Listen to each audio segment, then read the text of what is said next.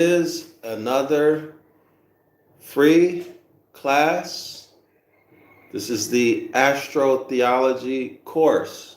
This is a free astrotheology course. Our textbook is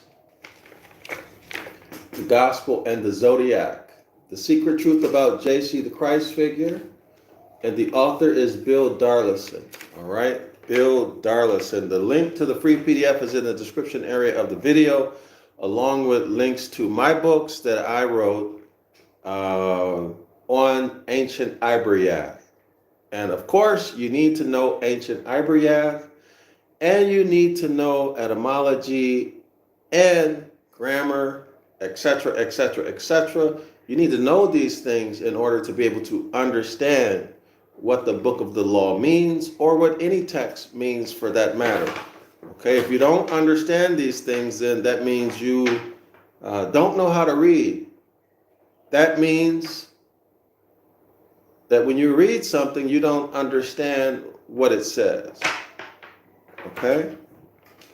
Doesn't mean that you cannot pronounce the words.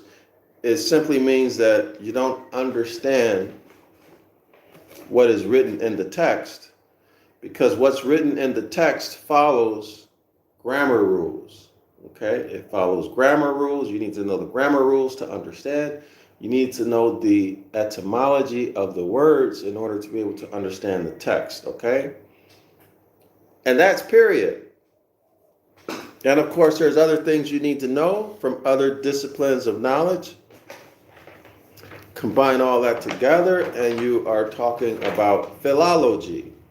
All right? Philology. So we deal with all of these topics in this course. All of it in this course, okay? So we integrate many, many topics. And that's what makes this course significant and unique. That's what makes it so meaningful, because I'm integrating so many different fields of knowledge. So, of course, there's the Gospels, Matthew, Mark, Luke, and John. Then there's the astrology that's either hidden or is right there in your face. It's usually hidden in etymology, and it's hidden also in mythology, okay? All right, it's hidden in etymology, it's hidden in mythology, okay? So you put these things together, and you get astrotheology. Astrotheology, all right? Astrotheology. So I also cover in this course natural law. The natural law would be the physical phenomena that we see around us. For example, storms, lightning, springtime, regrowth and regeneration of plant and animal life, the four seasons. These are natural phenomena. The wind's blowing, the sun shining. All of these kind of things. These are natural laws which have been anthropomorphized or deified. They've been turned into gods. All right, so the natural law, and then there is the physics, right? There is physics, there's chemistry, biology, linguistics, law. Underneath all of these things are the 7 Hermetic laws or principles. These are the laws or principles that govern the entire physical universe or material universe, okay? Tangible and intangible. So I deal with that in this class, okay? So nature, and nature is God, as it were, in the Declaration of Independence, the natural law, and nature in the Constitution for the United States of North America, and in the Treaty of Peace and Friendship between the Al-Moroccan Empire and the United States for North America. Okay? So there are natural law and natural law principles embedded in those documents. So I show those. So we deal with all of this in this course. And then there's a lot more. There's a whole lot more.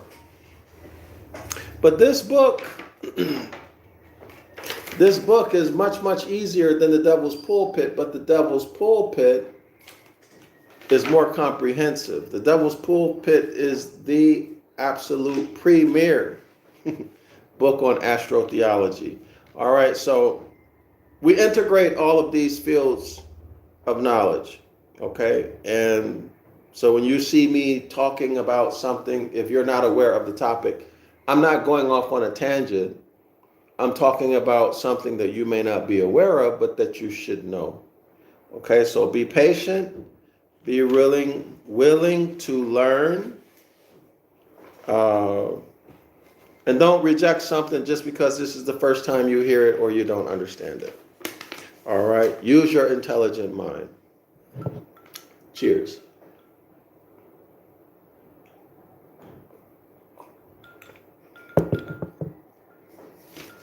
Page 22, the chart where the author tells us his rationale for why he sectioned off the book of Mark,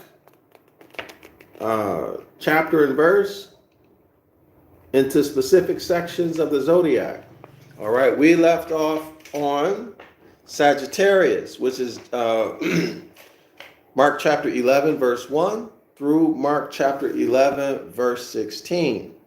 We covered JC, the Christ figure, as a cantor, which is half man, half horse. This is Sagittarius.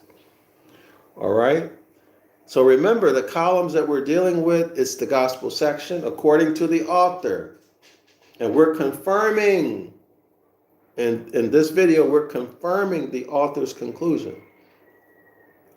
So according to the author, Mark chapter 11, verse 1 through 26 is Sagittarius because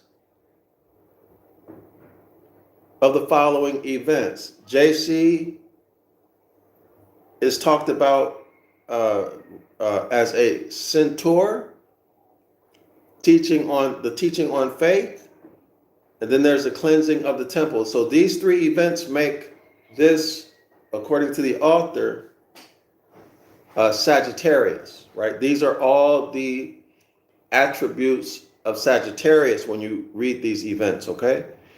Then there is zodiacal keywords, which are religious quest, foreigners, recklessness, philosophy, and associated with the hips / thighs. So these are the zodiacal keywords. So we're going to get into this again and see what we can see and make a determination as to whether or not we agree with the author. But you make your own determination as to whether or not you agree based on this. So now remember, this information, the zodiacal keywords, it may appear directly or it may be there indirectly, in which you've got to do some thinking and some analysis. All right, so be prepared to think. Welcome to the course. I'm Dr. Yasapa from Zion Law School. Pleasure to have you here with me. Hope that you will learn, but not just learn, but take what you get and use it. Okay? And use it. All right. So what specifically am I talking about that you can pick up and use right now? You can pick up and use the Hermetic laws immediately, amongst other things. All right, the Hermetic laws. I've been talking a lot about the Hermetic laws in this class. Y'all can use these right away if you continue learning, okay?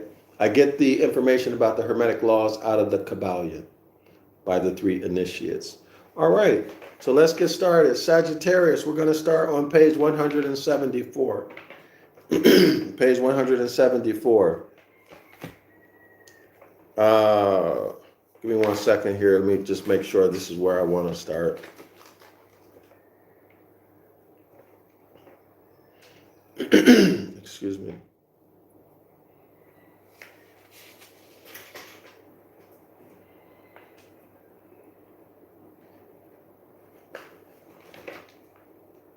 Oh, wait. No. I want to go back. I want to start on page.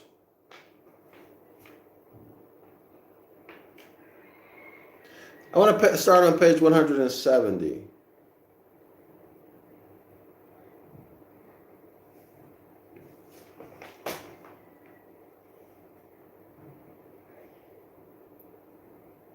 One moment, please. I took a few days off and now I don't remember. My mental placeholder is gone. Okay, yeah, we're going to start on page 70. All right, page 70.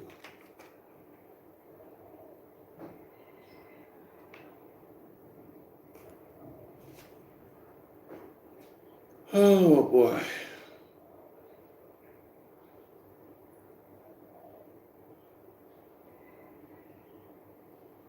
Okay, so Sagittarius is ruled by Jupiter. Now, y'all know that Jupiter is actually Jupiter. Jupiter is actually Zeus. Okay, so Jupiter is Zeus, and you should know who Zeus is astrologically, right? So make the connections. Sagittarius is ruled by Jupiter, which in classical astrology is called, quote, the greater benefic, because of its association with all things that expand the mind and which lift us out of our spiritual torpor. Now, Peter is said to have been given the keys of the kingdom, right? Y'all make the connection.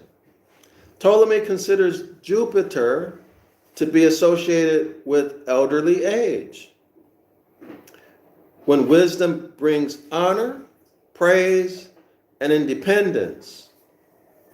When Jupiter governs the soul, S-O-U-L, everybody should remember that S-O-U-L is a remix of soul. In Latin, S-O-L, which is the disk in the sky we call the sun, the S-U-N, sun. The soul, you should recall, scholars, you should recall, absolutely, that the S-O-U-L is a remix of S-O-L. So the S-O-U-L was created by the Catholic Church and then monetized in the following way. If you do what the Catholic or what the Pope says through Catholic doctrine, if you follow it, you do it, you get to go to heaven when you die. If you fail to do what the Pope says, follow the Catholic doctrine, y'all remember early on in Christianity, it was about going to war. It was about physical warfare, real soldiers fighting real battles. This was the Christian war. If you fail to do that, you go to hell and you burn for eternity. Your soul burns for eternity. So in other words, your soul is supposed to be spiritual. We all know that fire is physical. So somehow or another, physical fire, which burns physical things, somehow makes it into the spirit realm and burns spirit. But the people were too afraid to use critical thinking skills. They never made the connection. All right? And so out of fear, they gave the Catholic Church their money once a month in the terms in a tithe. Okay? And then they gave the Catholic Church money to get in and out of purgatory. Or however the story go. I don't remember. It's been high school since I studied that stuff. We had to study that in high school. And I went to a public high school.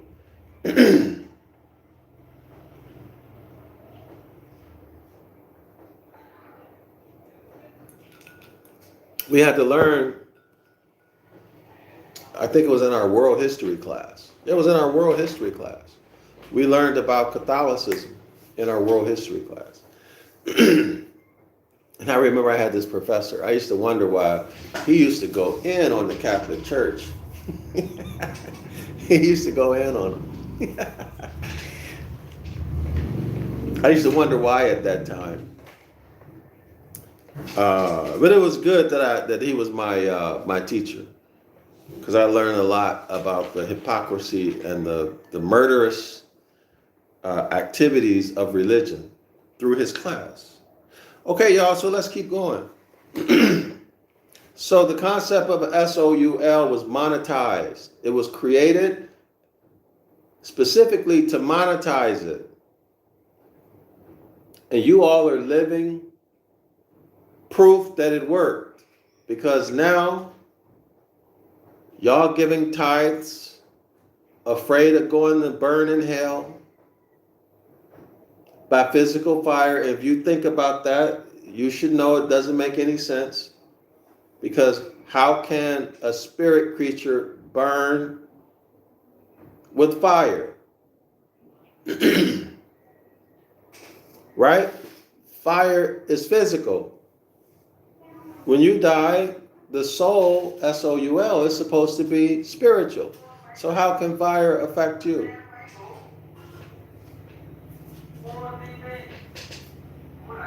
It's like saying an angel can burn in hell,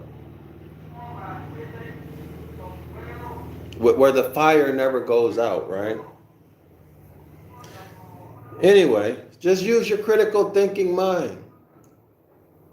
Fire burns physical things. But anyway, that's not the topic. Let's continue. But it is Peter who's given the keys of the kingdom. And it's this relationship that Peter has, having these keys given to him by Christ, JC. This is the basis of unum sanctum. Y'all hear me? This is the basis of unum sanctum. Unum sanctum is a trust. And the Pope says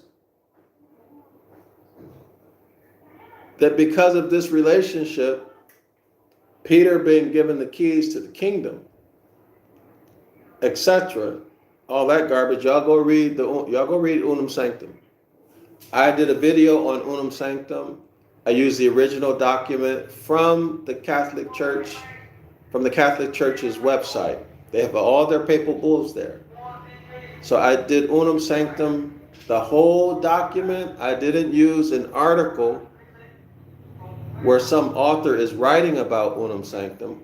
I went from the document itself. So all of my videos on the papal bulls, the Pope's papal bulls, I used the original document itself, okay, y'all? So y'all go back and watch that. The long story short is this. The Pope says that his deity left him in charge. He's the executive in charge over the whole planet.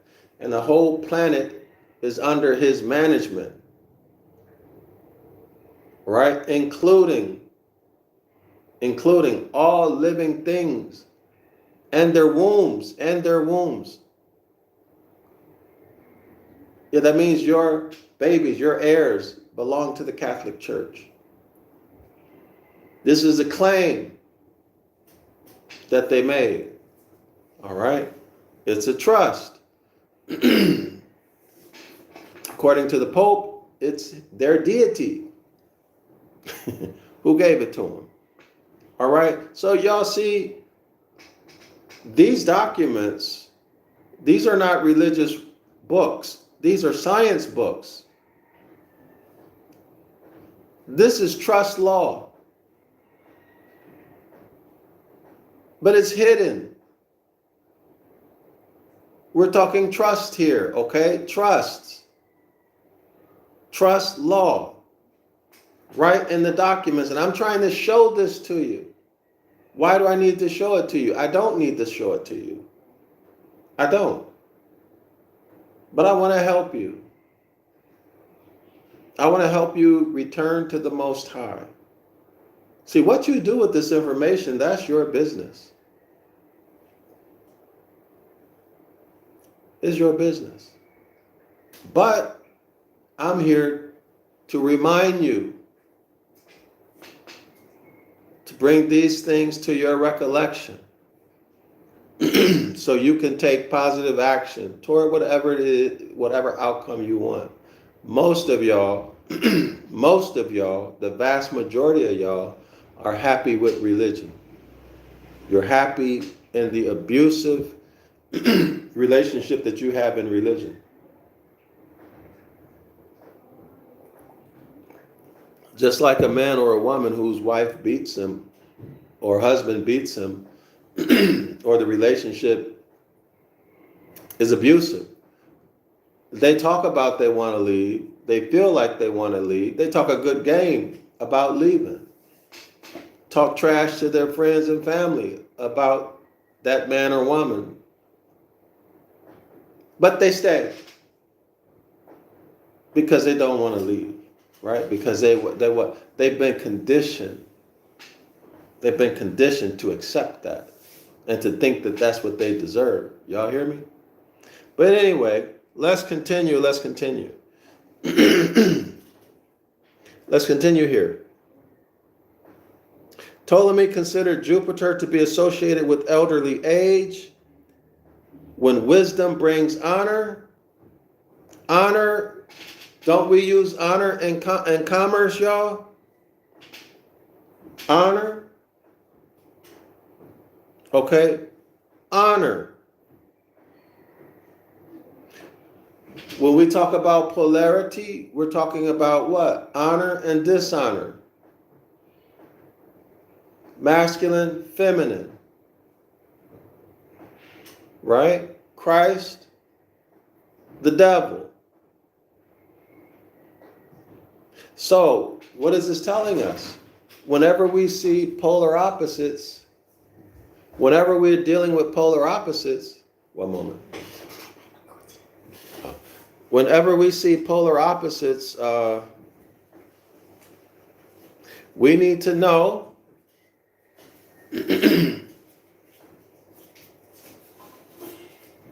thank you. Whenever we see polar opposites, whenever we can identify polar opposites, we know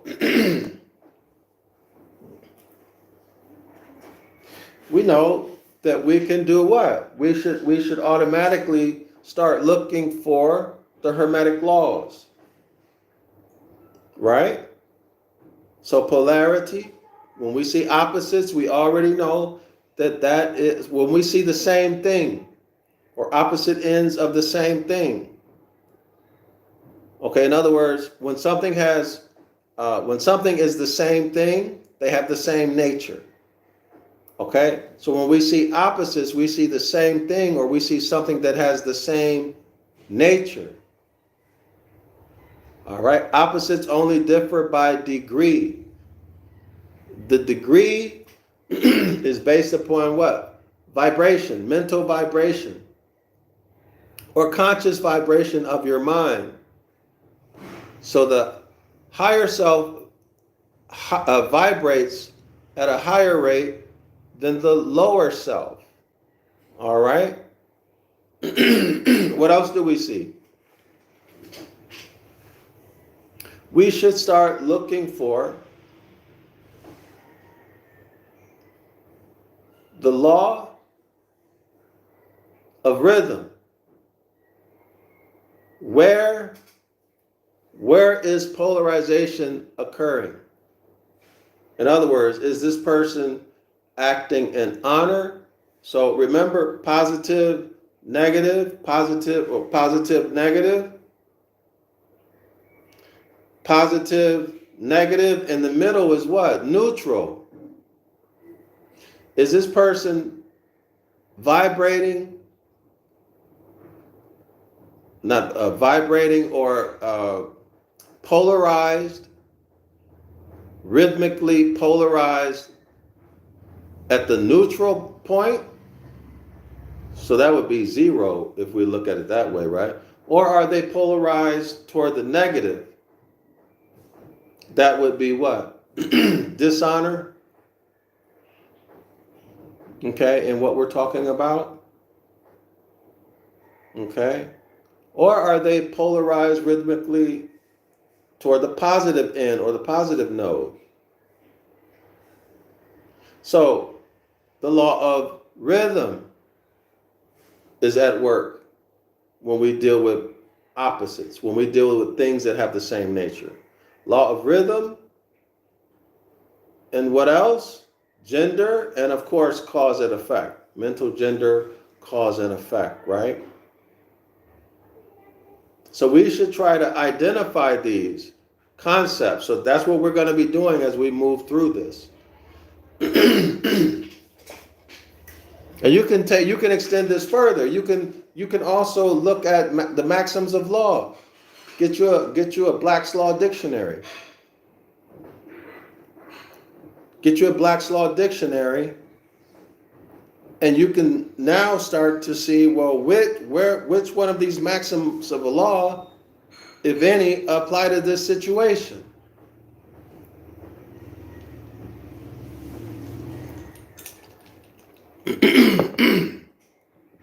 So when you start to learn, these relationships, you won't need to ask anybody for paperwork. You won't need to ask anyone. And when you read paperwork, you'll understand it at a greater depth than anybody else. You'll be able to create your own. Okay? All you need to do is learn the mechanics of the paperwork, but in terms of the principles and the concepts, if you keep coming to this course, you have the principles and concepts down pat. The paperwork will not be anything for you. And then you'll know who you are. You'll be strong, a strong masculine energy in who you are, a strong I am. All right? So anyway, let's continue. All right, so Ptolemy talks about elderly age, wisdom, honor, praise, and independence. Okay, when Jupiter, as it says here, when this planet, which is Jupiter, governs the soul, S-O-U-L. So you already know that's a remix, right? You already know it. There is no S-O-U-L. Doesn't exist. Okay, so he makes his subjects magnanimous. That's the same word that George Washington used when talking about the Sultan of Morocco. Liberal, let me repeat that. Generous, lowercase G-O-D, fearing, honorable, pleasure-loving. There's nothing wrong with love and pleasure, y'all. Kind, magnificent, liberal, just, high-minded. There's nothing wrong with being high-minded.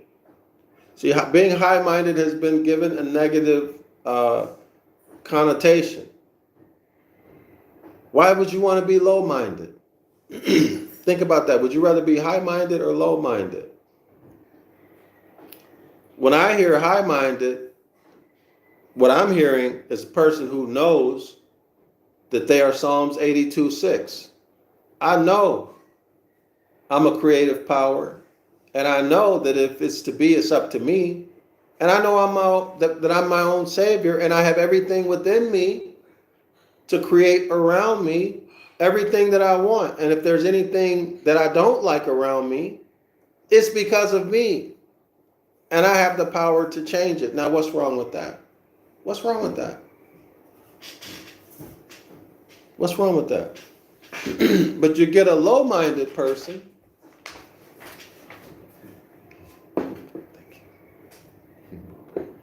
Thank you. A low-minded person will abuse their family, take out their frustrations, insecurities on their families, although they might be humble. They might not be humble, they just may be beaten down. I love Vietnam.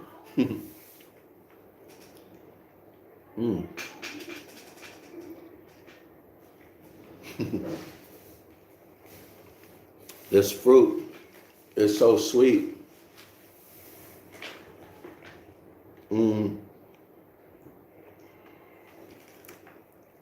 I can't remember the name of it.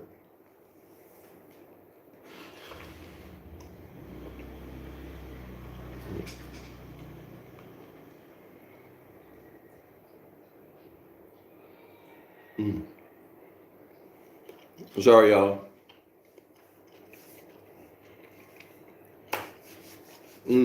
It's delicious.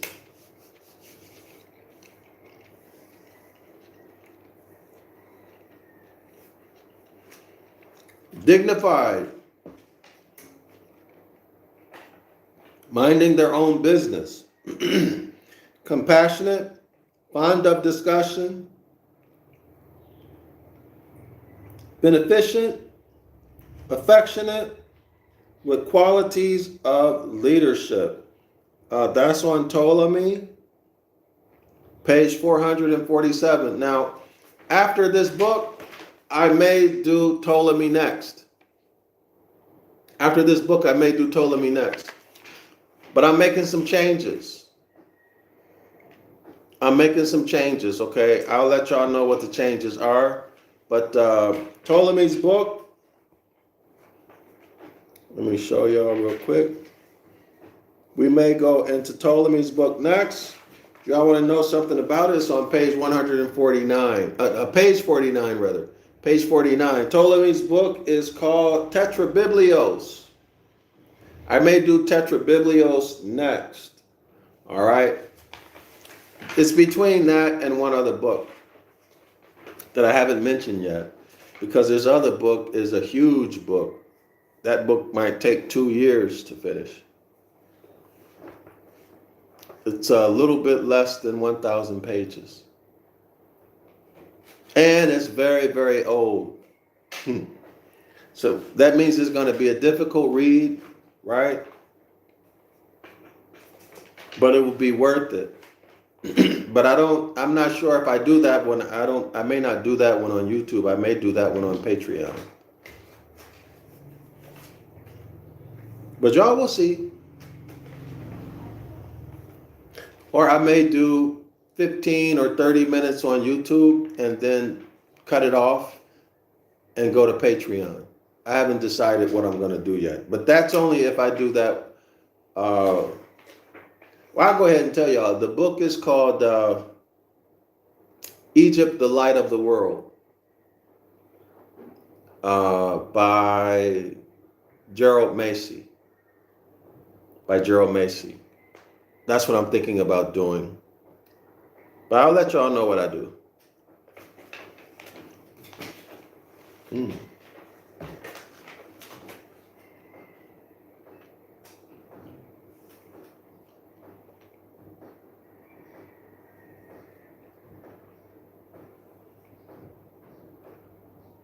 Okay.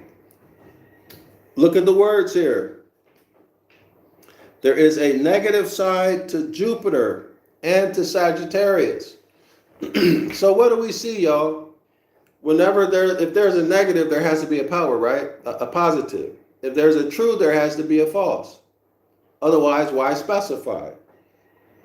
So we're dealing with polarity, right? So when you deal with polarity, automatically, you know that you can work with the Hermetic laws that we mentioned. Okay, to move up and down and to develop honorable habits or dishonorable habits for yourself or for other people. Okay, so you can use it as a tool, and don't forget about the law of neutralization. All right, or the technique, rather, technique of neutralization. So let's see what he has to say. There is a negative side to Jupiter, and to Sagittarius. The half man, half horse, the centaur,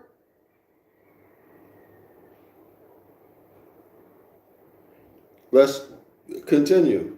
Since they both represent the desire to expand the horizon of the human, the Han-Uman person, corporate person. Person can be corporate or natural. You have to understand the context.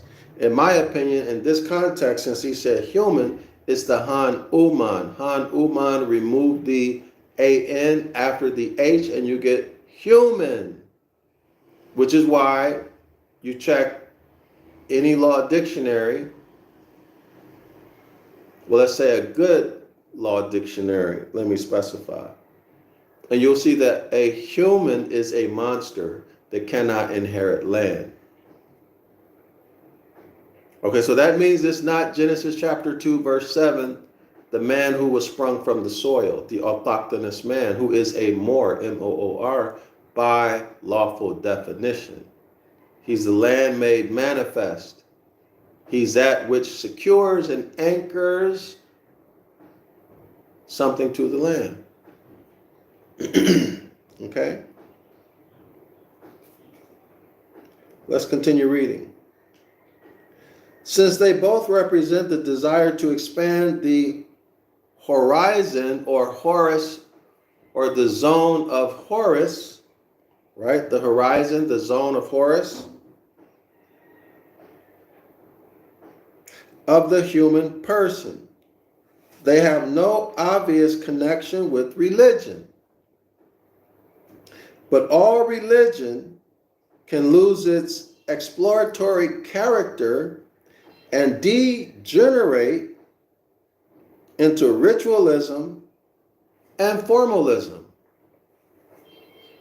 Well, isn't that what religion is, y'all? Ceremonies and rituals. Formalities. I mean, this is sweet talk. But when you go into a church, aren't they always doing formalities?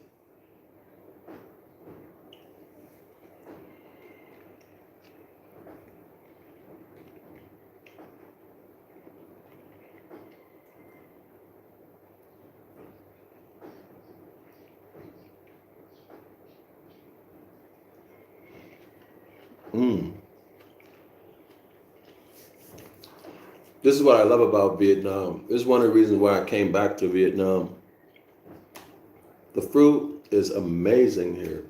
The vegetables too, amazing.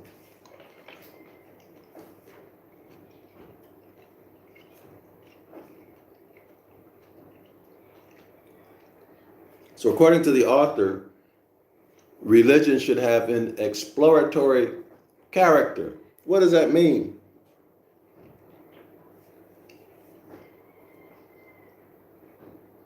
Religion should have an exploratory character, but they can degenerate into ritualism and formality. So what is he saying? That all of the religions are degenerate? Is that an admission?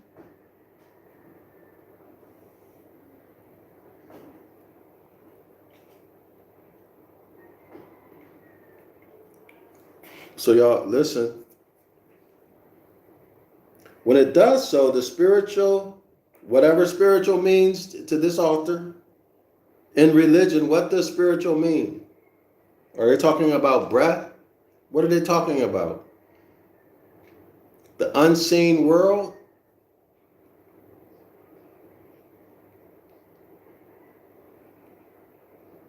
The E in E equals MC squared? The spiritual aspirations of the genuine seeker can be lost So he's aspiring to go into heaven, or he's aspiring to learn the mysteries of the kingdom of their deity, right? Or maybe he's on the negative side, he's aspiring not to go burn in hell.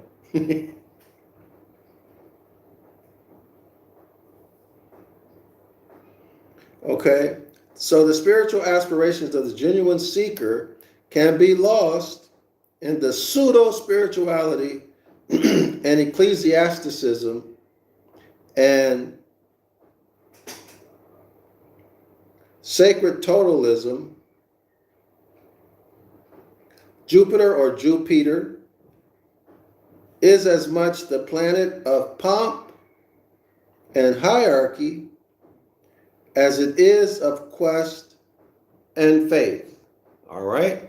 So what did we just learn here? Faith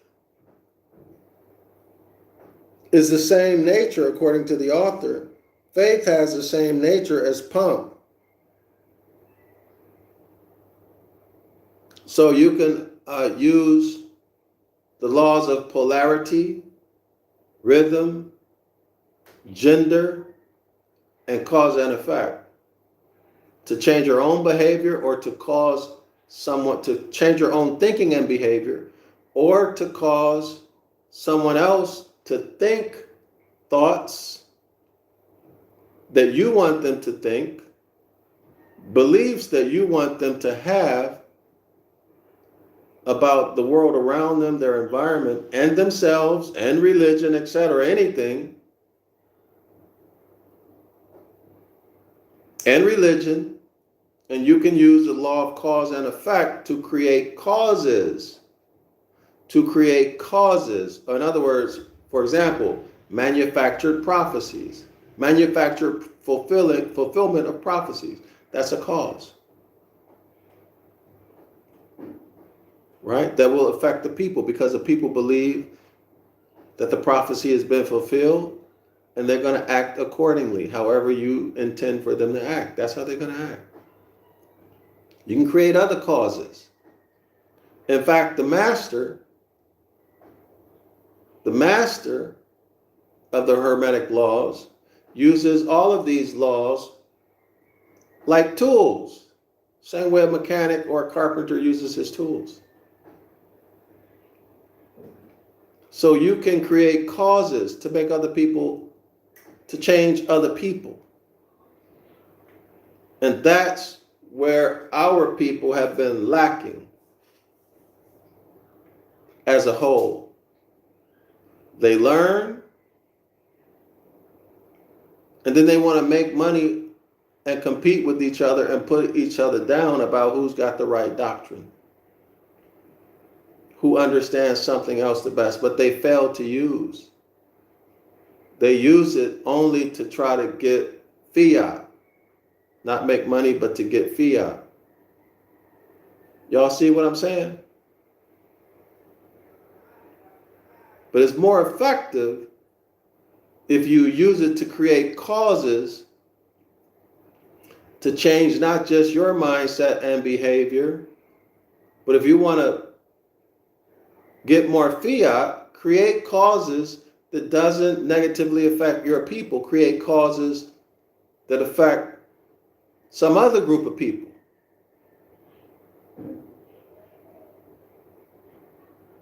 I'm not saying hurt anybody. I'm saying become a master. Use these as tools. Don't use them to put each other down or to just stay in religion, which is what the vast majority of our people are doing. And I understand it, because that's what the people want. But that doesn't make it right. All right? And that makes you still not a master if you're using, if the only cause you're creating is, debates or opening up a new church. Create a cause. One cause might, I'm not going to tell you what those causes are. I think they should be obvious what those causes should be. Okay? I think they're obvious. Anyway, let's continue. So here we see, let's go back to page 22 because I saw one of the things that the author talked about here. So Sagittarius, teaching on faith. That's where we're at. Teaching on faith and religious quest. All right, and religious quest. Okay, so the religious quest is the nature. At the negative end of the pole, it's pomp. At the positive end of the pole, it's faith. According to what the author is writing, what I just read. Okay? So let's continue. Spiritual lessons of Sagittarius. Let me scan through this.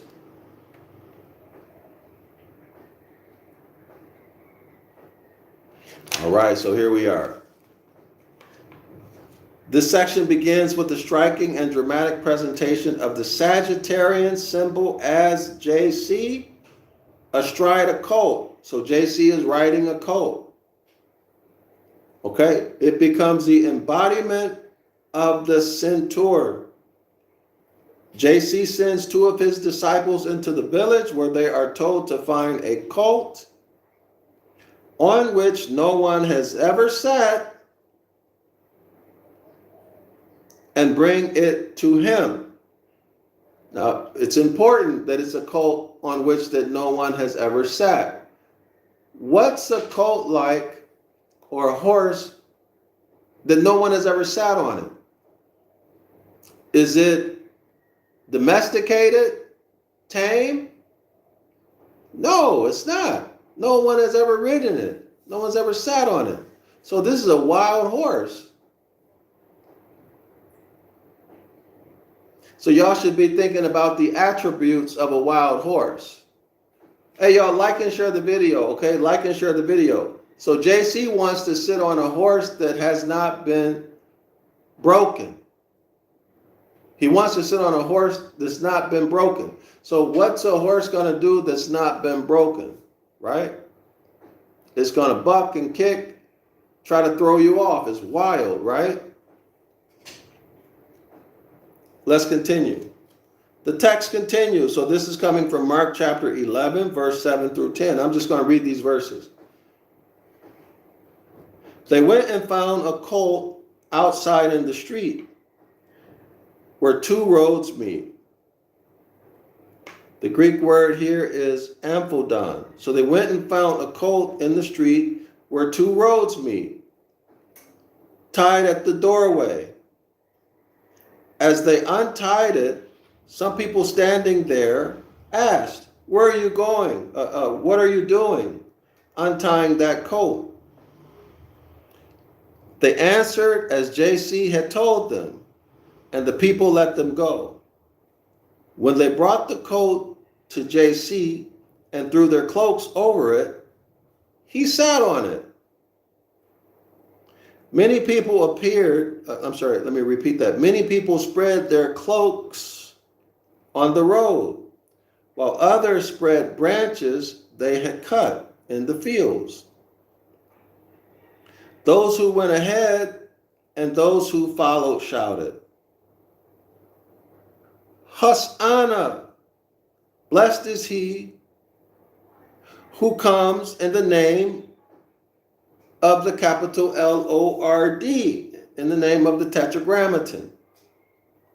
Blessed is the coming kingdom of our father David. Hosanna in the highest." That's Mark chapter 11, verse 7 through 10. The cry of the people, Hosanna, means save, we pray, in Hebrew. But the salvation they seek is not the kind that JC will offer. JC brings the salvation of the wise teacher.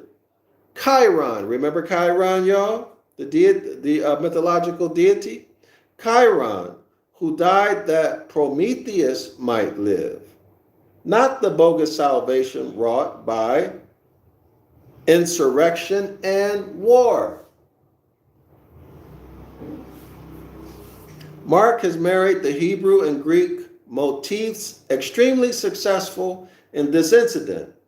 In addition to the image of Chiron, he has woven into the text strands from Psalms 45, the royal wedding song, in which the bridegroom, with his sword upon his thigh, remember we saw associated with the thigh and the hip on page 22? Okay, with his sword upon his thigh, rides to meet the bride. That's in verse 3. The shouts of the people echo the Psalm's exhortation, which is verse 4 and 5. And your majesty ride forth victoriously on behalf of truth, humility, and righteousness. Let your right hand display awesome deeds. Let your sharp arrows pierce the heart of the king's enemies. This Psalms abound in Sagittarius images. The principal one, of course, is the horse. But the arrow is mentioned. Y'all see that? The arrow is mentioned, and even the thigh, on which the bridegroom wears his sword, is ruled by Sagittarius. Y'all got that? The horse, the arrow, and the thigh where the bridegroom, JC is the bridegroom, has his sword. This is all Sagittarius talk. As Manilius tells us, see Appendix 2. All right? Notice this. Mark's original readers would undoubtedly have been aware of these associations, and they would also have made the connection between JC's ride into Jerusalem and the passage in the prophet Zechariah, which runs. Okay, let me read this real quick. Give me 1 second, y'all.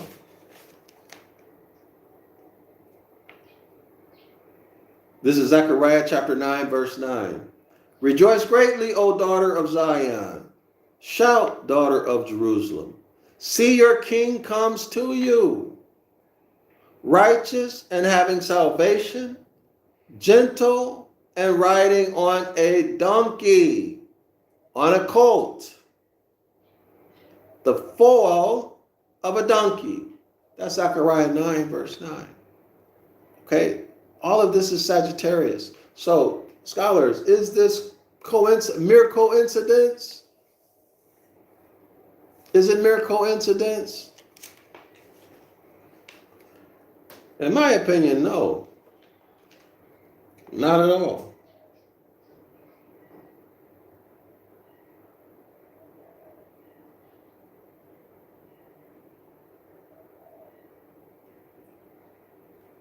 Not at all. All right, so we dealt with that. Let me check page 22 again.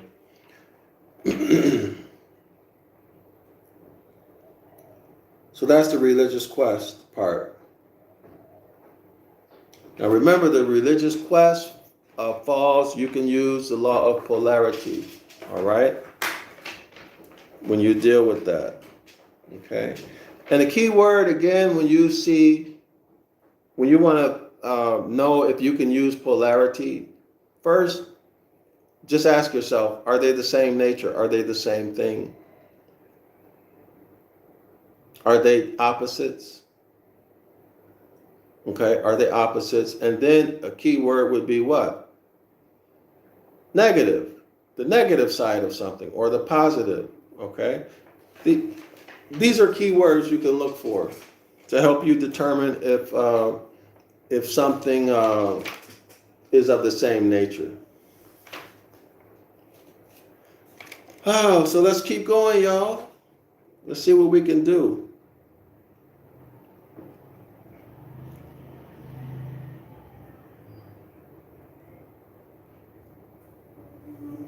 Notice this.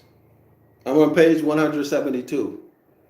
It is interesting to note that Mark's version of JC's journey into Jerusalem does not refer specifically to any Old Testament passage. Instead, he lets our imagination and our memory work on the image.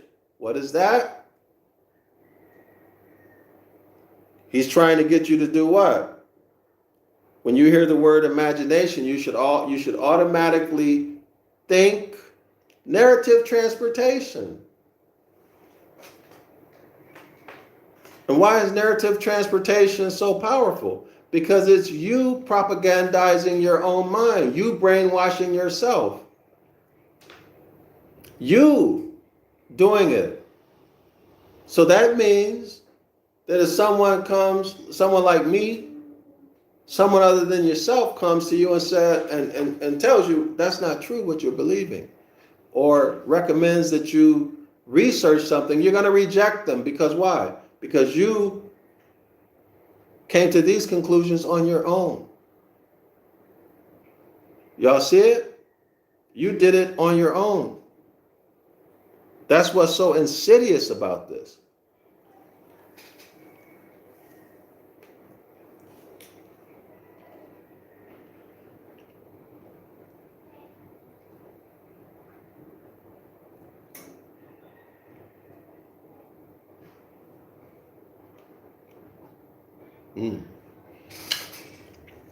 I can't remember the name of this fruit that I'm eating. Y'all know these fruit that I'm eating right now? They're inexpensive in Vietnam, but it's extremely expensive in the States. Extremely expensive. I can't remember the name of mangosteen. These are mangosteen that I'm eating right here. This is mangosteen.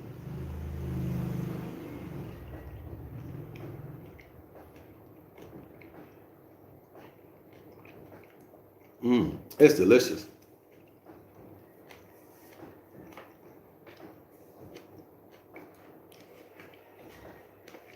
Matthew, however, sees this incident as fulfillment of Zechariah's prophecy. So y'all can check Matthew 21, 1 through 11.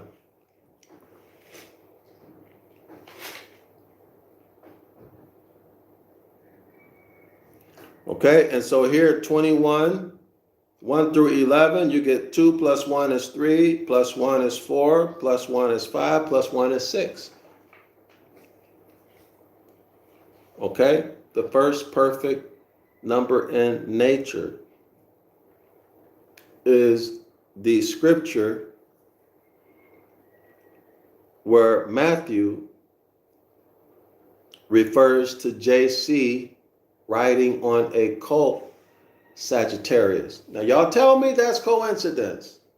How many times have we seen this? Tell me that's coincidence. It cannot be coincidence.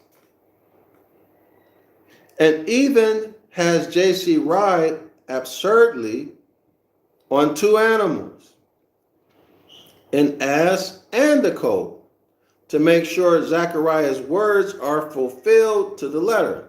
So now if he wrote ass and a colt, maybe he wasn't too confident about whoever did the editing, right? Or whoever in the future would do the editing. So he put ass and colt. Y'all see that? See that? So he left some leeway.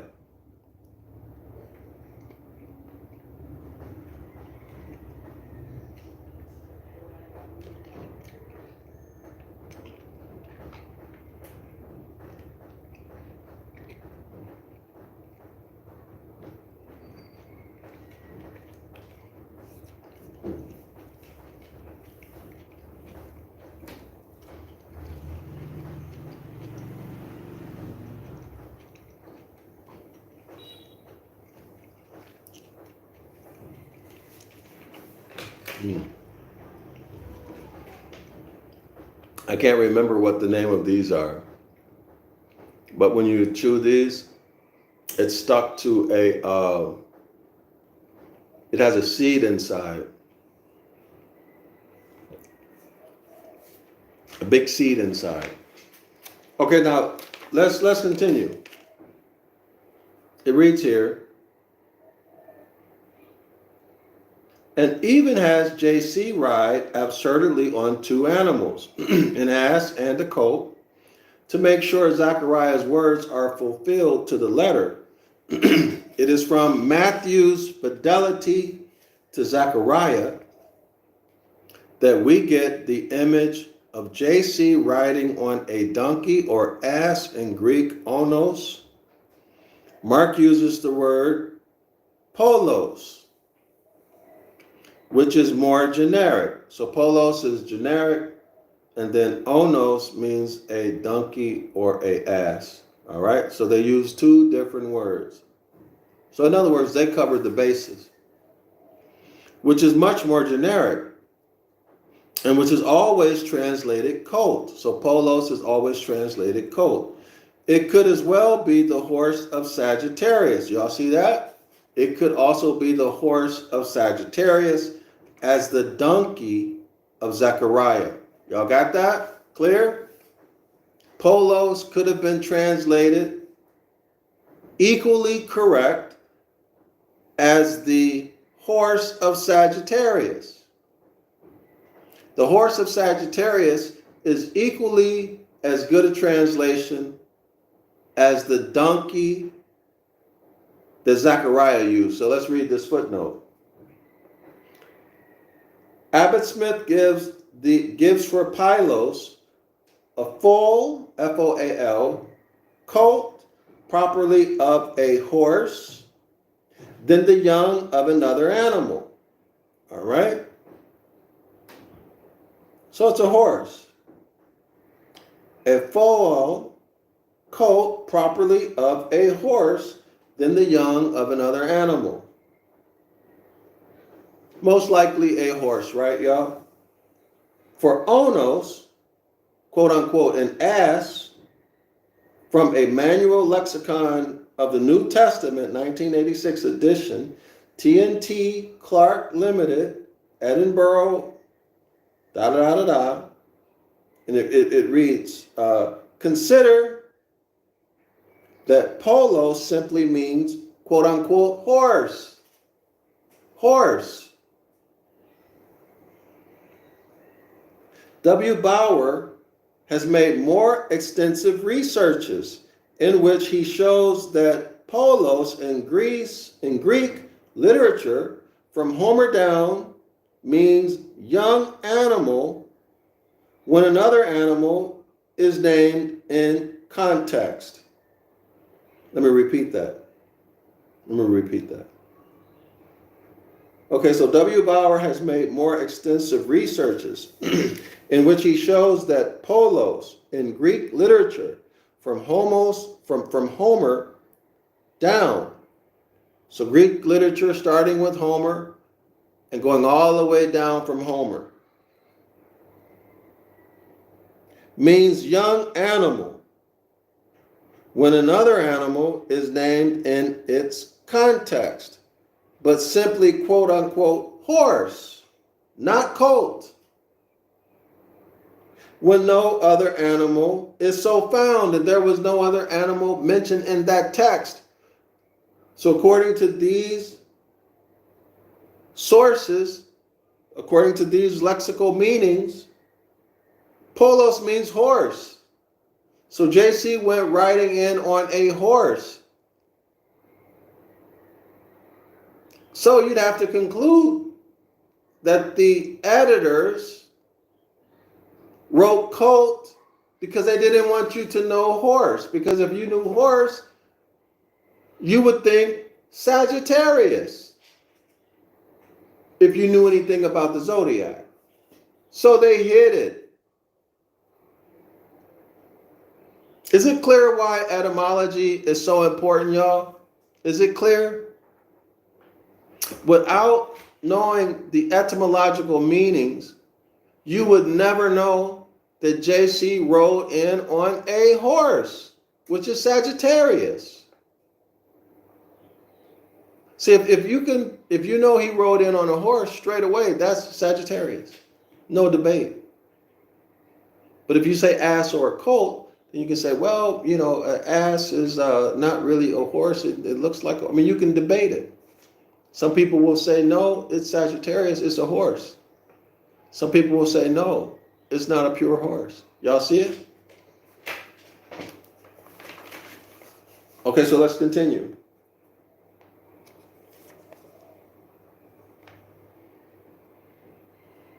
With this as background, Bauer prefers horse also for the passage in Mark and Luke.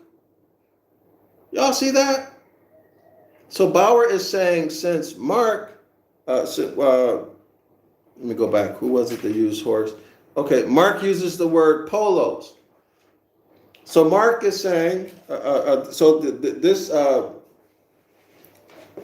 this lexical author, Bauer, says he prefers horse also for the passage in Mark and Luke.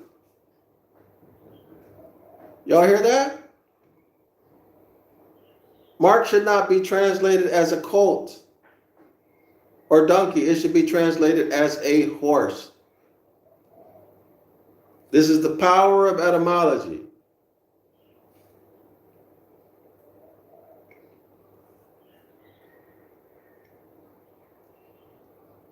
Okay, y'all? This is the power of etymology. Why does he say that? Because there was no other animal mentioned, so it means horse. That's simple logic. And that they changed it shows you that they intentionally misled the people. W. Bauer writes, I'm on page 172 in the footnote, first paragraph. No, second paragraph. Second paragraph, we read, but simply, quote unquote, horse, not colt, when no other animal is found in the text. It's a horse. See how you've been played? Y'all see how you've been played by your religious leaders and these Bible translators? See that? See why we need our own translation of Scripture? Y'all see it? See why we need our own book of the law? This is why I want to write the book of the law. This is why I'm asking for y'all to support me writing the book of the law in Ancient Ibaryath and modern English and putting all of this etymological meanings in the book itself so you can check it. Along with the natural law, the Hermetic principles, everything that we talk about in this video. This is why we need it. You can see that you've been played. But do you have enough love for yourself to support the project? You can't love your people if you don't love yourself. How are you going to give what you don't have? Especially over time. How many times do you need to be shown that you've been played? That you've been deceived? And it's not me just telling you, I'm showing you. How many times do you need to be shown? So you should support my project to write the book of the law in Ancient Ibaryath and modern English with all of the etymological meanings that we're looking at right now. This is just one of many.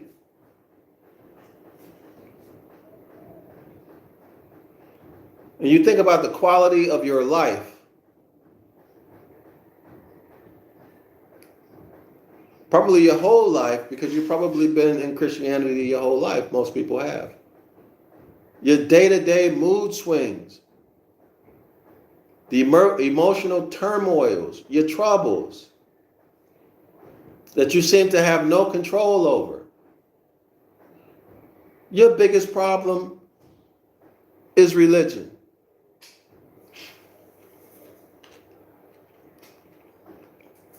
The constant brainwashing that you receive and the spells that you are under. Okay, y'all, let's continue.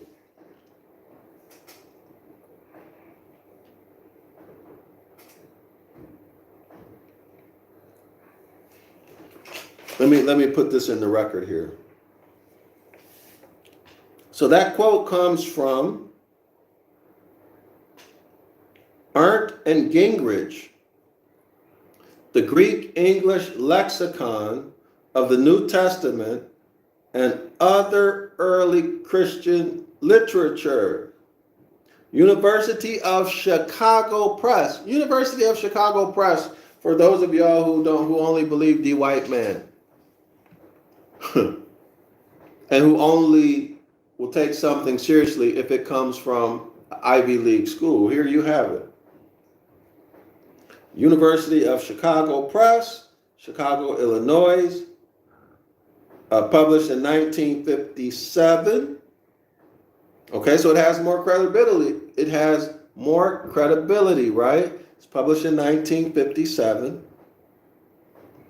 The page is 739. Y'all see that? See that? Hold on. Give me 1 second.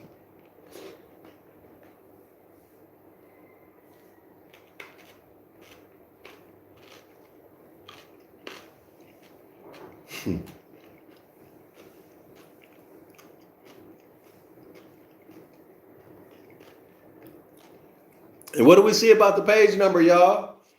The page is 739. 7 is cosmic harmony. That's the sun. Cosmic harmony, right? This is astrology. 9 minus 3 is 6. So here we are again at 7 and 6. How does it keep happening? 7 and 6 again. Y'all, is this coincidence, y'all? Be honest with yourself and be honest with me.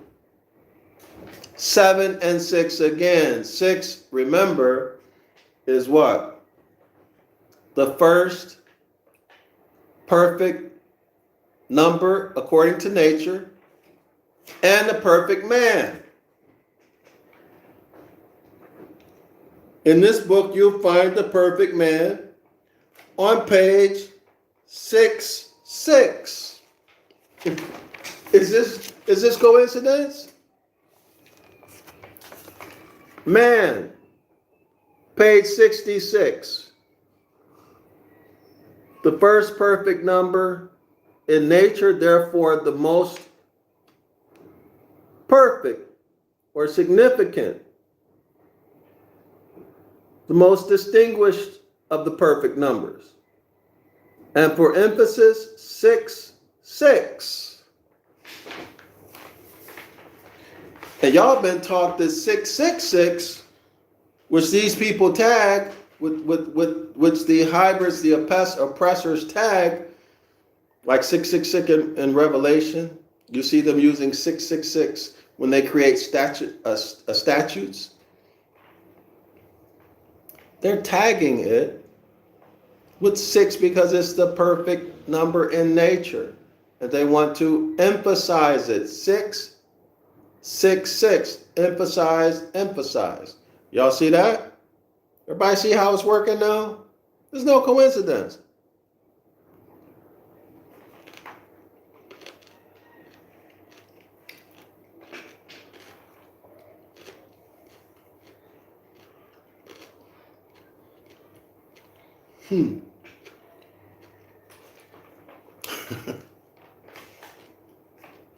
You know, if you knew this information, you can open up one of these books and you can turn to any page that when you add it or subtract it, that comes to 6 or 7 and 6.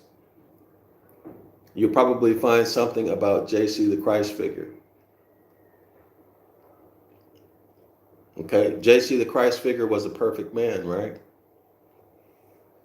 So using the 6 principle, you could refer to JC as what? 666. JC is also the devil. Y'all see it? Everybody see that? JC is also the devil. 666. Not coincident.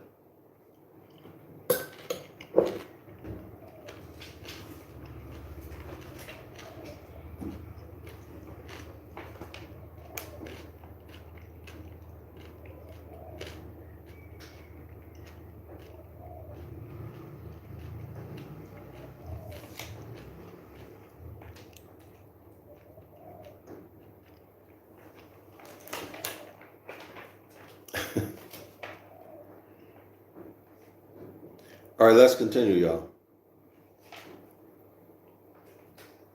Let's go back to page, we're on page 172. Okay.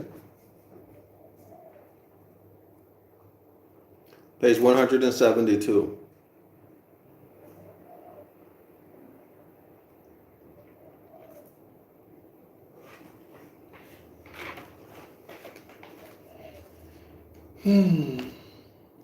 So we generally interpret this scene through the eyes of popular piety, which has robbed it of its powerful spiritual message. What scene? JC riding into town or into Jerusalem on a horse, or the remix he rode in on a colt or a donkey. That's a remix. That's hiding the Sagittarian imagery of this. Okay? We are taught that riding on a donkey shows JC at his most humble. Why? Because a donkey is stupid. That's what people say, right? A donkey is dumb. And stubborn. Not just dumb, but stubborn. On top of being stupid, he's stubborn. And just good for work, right? Okay, so we are taught that JC riding into the town shows JC at his most humble.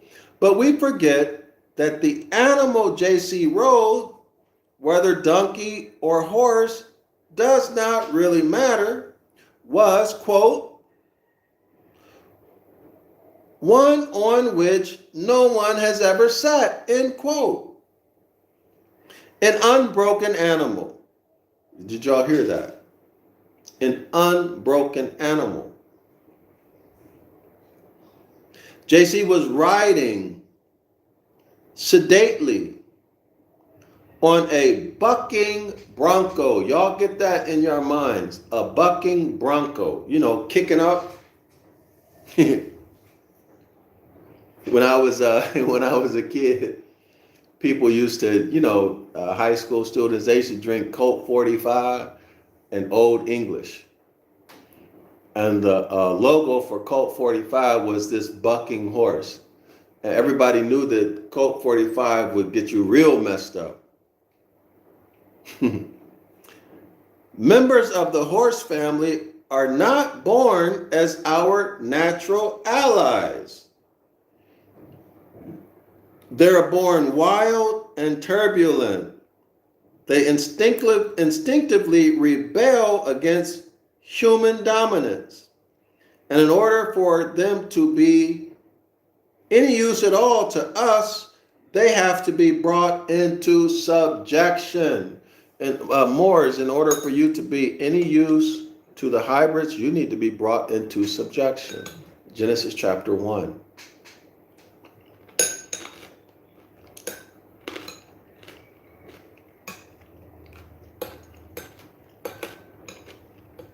You need to be brought into subjection. How did they do it? Through Jesus. How do they maintain it? Through Jesus, through religion. That's how they keep you in subjection. Mental subjection, mental bondage, and also what? In your life, they make you into a stateless person, a bondman, a bondwoman, through Jesus. Through Jesus. Jesus is the cause. Jesus is the cause. When we talk about cause and effect relationships, the law of cause and effect, every effect has a cause. Every cause has a because.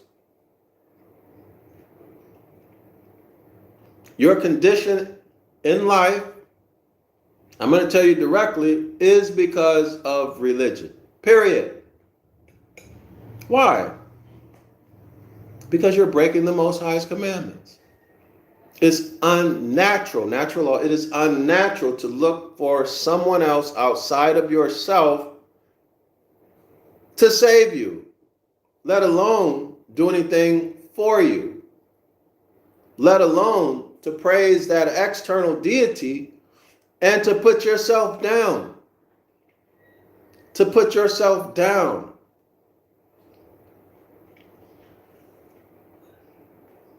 Why? Why? Because you're lying to yourself. If you say you're not worthy, you're lying to yourself. If you say you're not able to do anything except, with the power of whoever your deity is, you're lying to yourself. That's not true. It's not true at all. Prove me wrong. Prove me wrong. I bet you the next man or the next woman, your brother or sister, same genetics basically, right? I bet you if they're not in the same religious mentality, I bet you they can do it, so why can't you? If you don't believe it, go out and try it. And you're going to realize that there's nothing that you can't do. But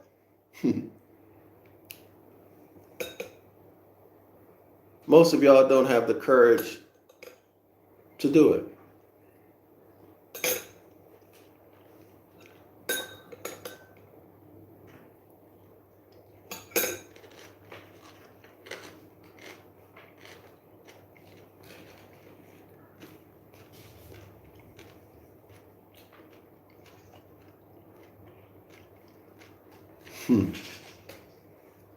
Okay, let's continue.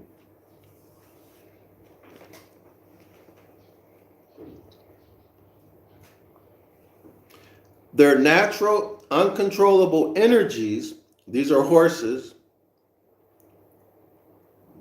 have to be harnessed to a will that is stronger than theirs. What is this talking about, Morris? Which Hermetic law? Which Hermetic law? Let me repeat this again. Let me show you what's being done to you, as I've been saying the last several videos. Now, they treat y'all like animals, right? They perceive Moors as being animals. In fact, they call y'all monkeys and apes.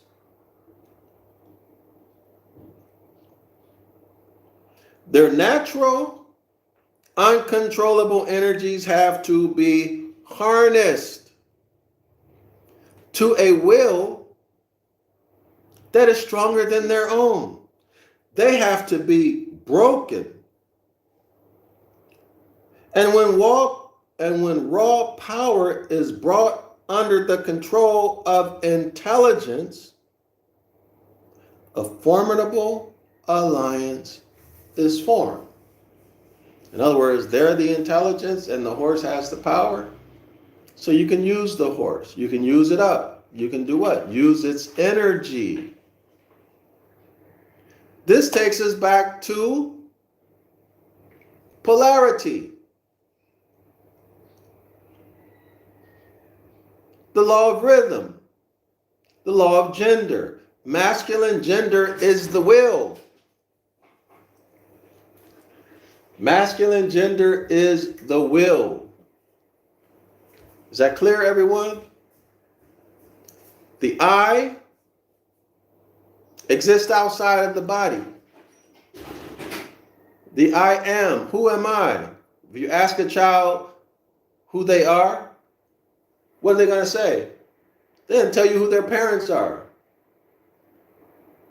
If you'd have asked their parents when they were young who they are, they say they're going to tell you who their parents are. So this is bloodline.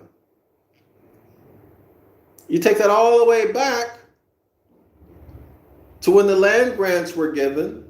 Most High gave out land grants, right? As memorialized in the scripture. Now you're talking about a bloodline or a family connected to a nation who's been given that land patent, and it's held in trust by the Most High. That's called a nation. That common heritage, so on and so forth. That's a nation. That's nationality. There's no wonder why they took your nationality, right, Moors? There's no wonder why they took it from us. to make you have a weak masculine mental energy.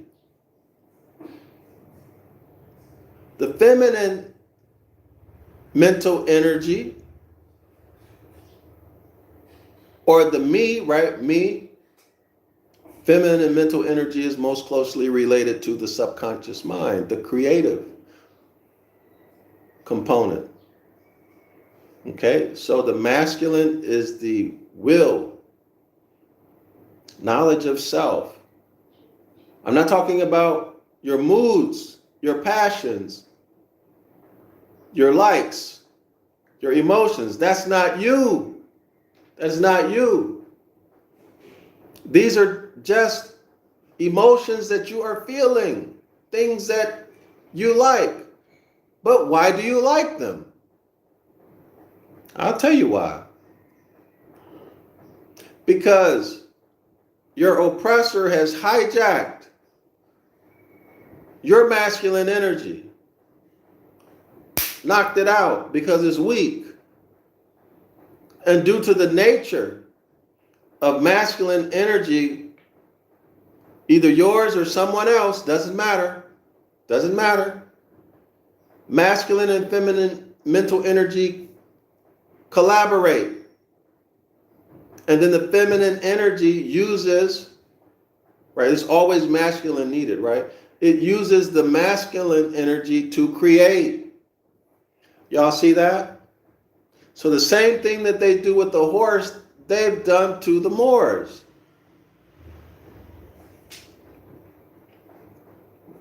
Everybody see that? They have broken you using their masculine mental energy. All right? Which is strong. They're very clear about what they want you to be. They want you to be niggas. They want you to be uncooperative with each other. They want you to be uncomfortable and insecure about your day-to-day life, about your future. They want you to think that you can't do math. They want you to think that you can't do science. They want you to think that you can't trust the other gender. A man can't trust a woman and a woman can't trust a man. They want you to think that homosexuality and lesbianism is a good lifestyle and it should be protected. They want you to think that they are superior than you. White supremacy. They want you to think that. They want you to think that your problem is racism. They don't want you to know anything about nationality and heritability and birthright theft, land theft. They don't want you to know anything about natural law. They want you to think religion. That's their masculine energy. And what did they produce? They produced you. And all of the emotions that you feel and all your desires, your preferences for music, your fears, your desires to be famous, that's not you. You're you, who you are, that's your I am. That don't change. What changes is your mood and emotion, your aspirations. So they broke you. You're a broken man or a broken woman right now in religion. That's what you are. But you have right now before you the opportunity to change, to take your life back, to take your mind back, to exit religion, to physically exit, and to mentally break the bondage that you're in, to break those spells that you're under. That's your opportunity right now, and to return to the Most High, to return to the Most High, which means you keep His commandments, you follow His instructions, and they are natural law. The essence of which is don't harm anybody. Period. Easy. That's the essence. When you examine the laws, that's the essence of it. Don't harm anybody.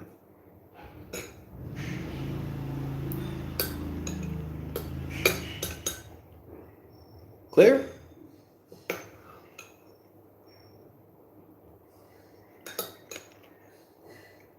So the same thing they did to a horse, they did to us.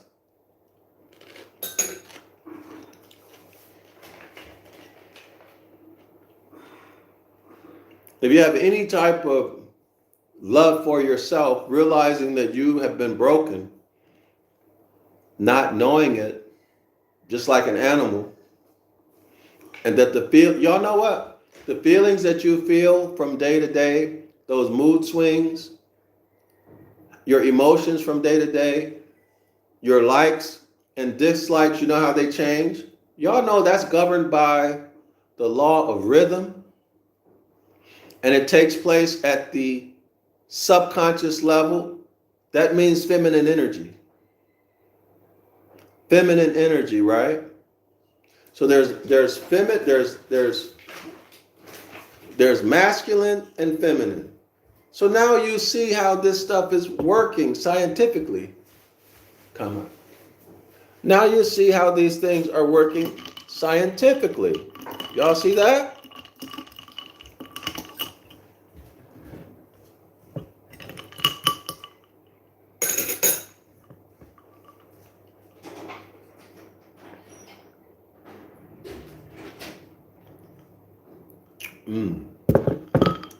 Wow.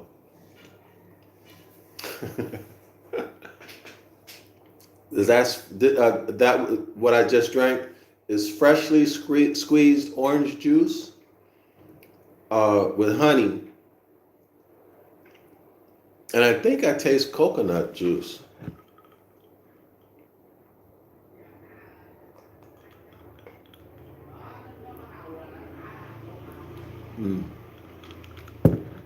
Pure honey, not the made up stuff. Pure honey. It is delicious. This is the best part about being in Vietnam. The fruit, the foods you can get is just amazing. The flavors are absolutely amazing, y'all. Y'all should come to Vietnam. If you want, come check me out. You'll love it here. Vietnam is the kind of place that people don't want to leave. Some people might not like it, but I've never met anybody who's come here and didn't want to stay. At least they never told me about it.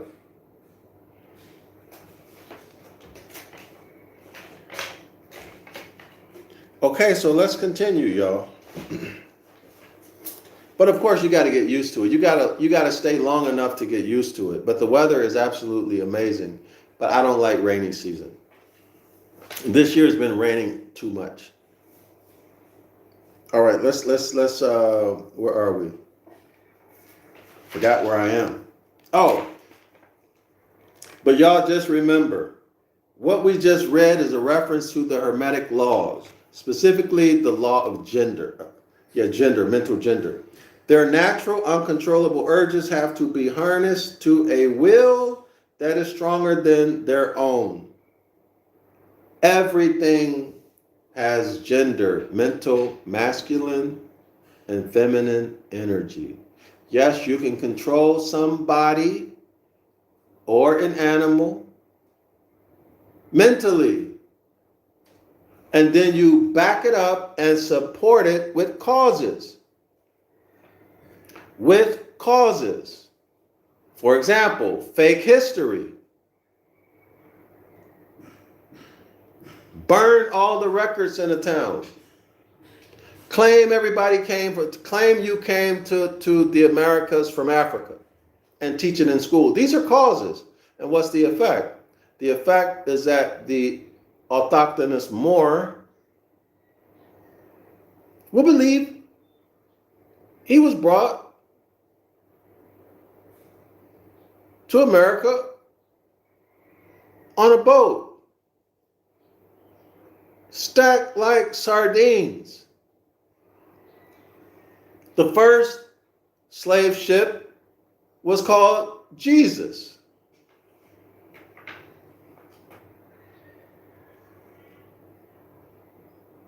So now the Moors believe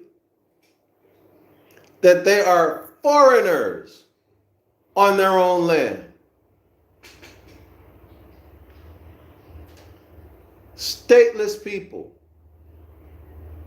refugees, but they're on their own land. They created a cause to support the mental energy that they inflicted on you, using natural law as a weapon. See, this is why they don't want you to know about natural law, because when you know natural law, you can see clearly what they are doing to you. Being able to see what they are doing to you, now you can use it to protect yourself or to defend yourself using natural law. And who has the most creativity and who has the most mental capacity? We do, proven scientifically. Do you see why they want you to be Negro, Black, Colored, Indian, Latino, Dominican, this, that, and the other, etc., etc., etc.? Everything but a Moor, land. The substance and subject matter of the law is a well-established principle in law. Moors are in treaties, many treaties, but specifically to us in North America, the Treaty of Peace and Friendship, 1836, between the Al-Moroccan Empire and the United States for North America, identifies us as Moors. That's nationality. What more do you need? Moors, period. To deny it says that you're not Genesis chapter 2, verse 7. You're not sprung from the soil. You're not an autochthonous Moor if you deny that. You're not the substance and subject matter of the law. If you're not Genesis chapter 2, verse 7, what the hell are you? Are you a hybrid?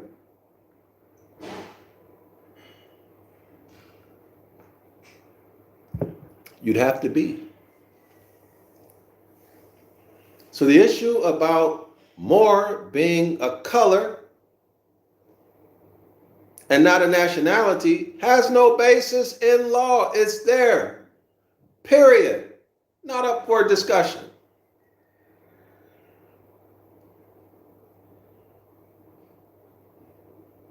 Common sense should tell you, if they've edited the Bible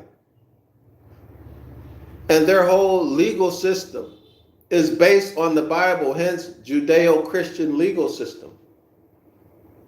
If they've edited the Bible and you see them lying in court and you see them writing statutes, speaking in legalese that nobody can understand, do you think those people, let me rephrase that, do you think they have not edited dictionaries? Of course you know they edited dictionaries. You can look at a modern day dictionary and compare it to a dictionary from even 30 years ago, 50 years ago, and you can see that they have changed meanings of words.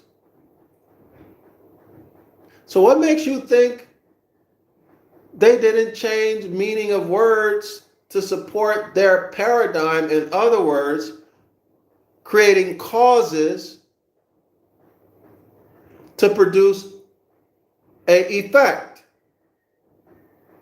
What's the effect? Hide that a Moor is a nationality. Make it look like it's a color. But if you have common sense, any type of analytical mind, you would know. You look at the etymology of black.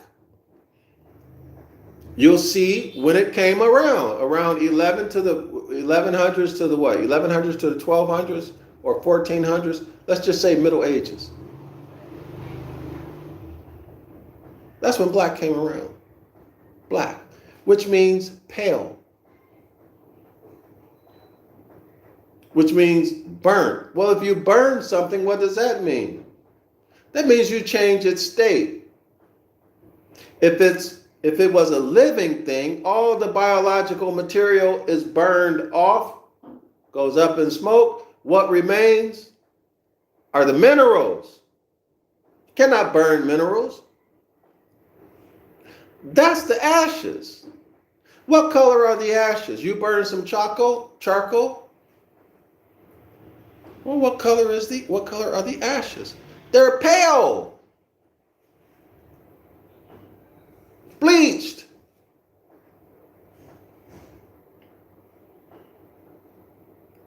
So this is why it's important to think analytically. There is no such thing as Romans calling people black, or the ancient Egyptians calling people black, or calling or using Moors synonymously with black. Okay? If you understand what I just said, you understand that that's ridiculous and misleading.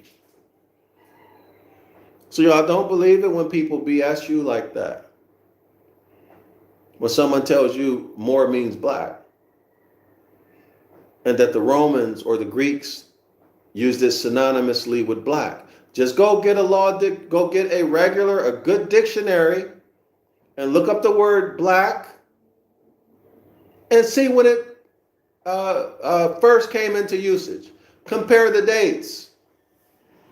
And then you give that liar who told you that, give him the finger, okay, for lying to you.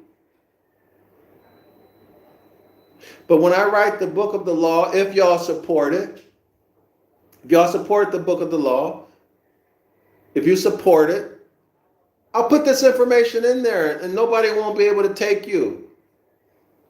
You raise your masculine energy. Make it indomitable. You know who you are. Can't nobody tell you otherwise. Because you know they're lying. Based upon your research and based upon what you know. Not just from what you know in the dictionary,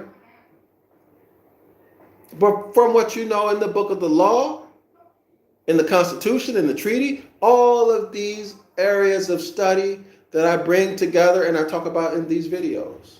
The philology of it. Huh? Okay?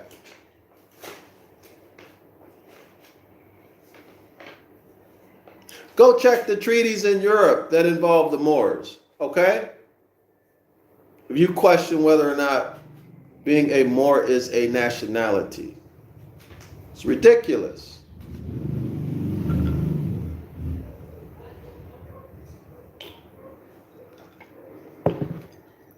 So, what we see here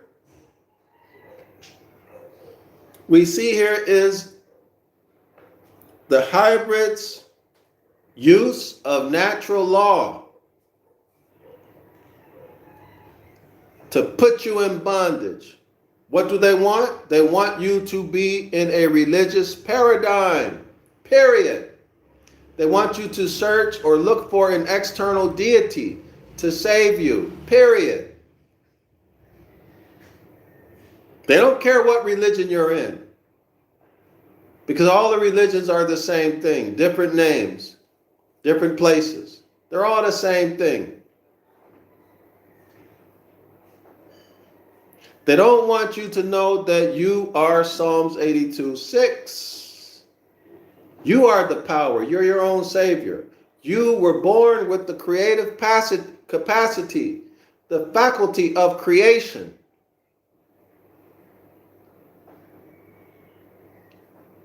The power to create, to give life and to take it. To do good and to do evil. Huh? How do you give life? When you're getting busy in the sheets. You're giving life unless you abort your heir. That's right. You're giving life to the next generation. Let's continue. So I hope this is clear. That was page 172. This is an example of the Hermetic laws and how they're using natural law against you and what frame of mind they want you to have. So anything that they want you to have, common sense should tell you they want you to have it because it's harming you. Common sense should tell you to break away from it. You should exit religion. Don't be afraid of it. But that's a process because you're under spells. And when you see these preachers giving you the sign, the horn signs and all of that, all of the things, they're cursing you. They're putting the spell deeper on you. I showed y'all in the devil's pulpit that these preachers are doing ceremonies, even behind closed doors, to their deity. This is what they're praying for. The ceremonies are for the purpose of that deity giving them complete control over your mind and your pocketbook, your life. How are they going to do that? Well, we just talked about it. The Hermetic laws. Specifically, cause and effect and gender.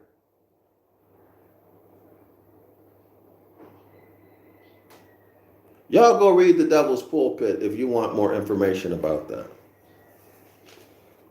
Let me see.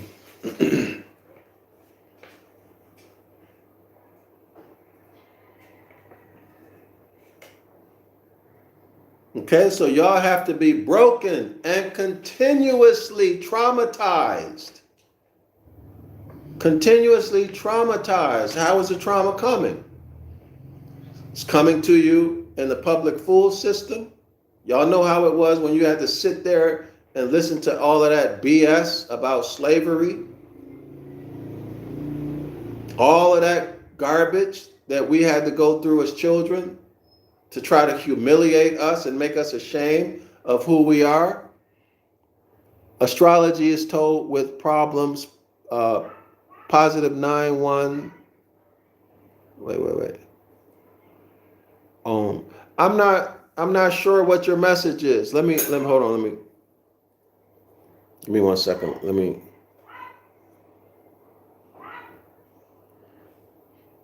Okay, so +9. So is that a phone number? Do you have a message you want to write, or are you just advertising?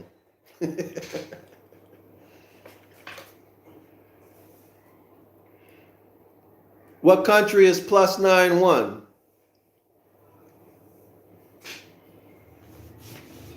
What country is +9-1?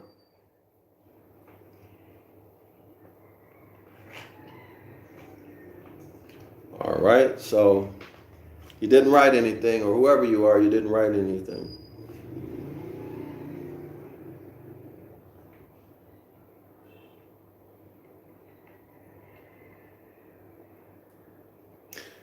Notice this.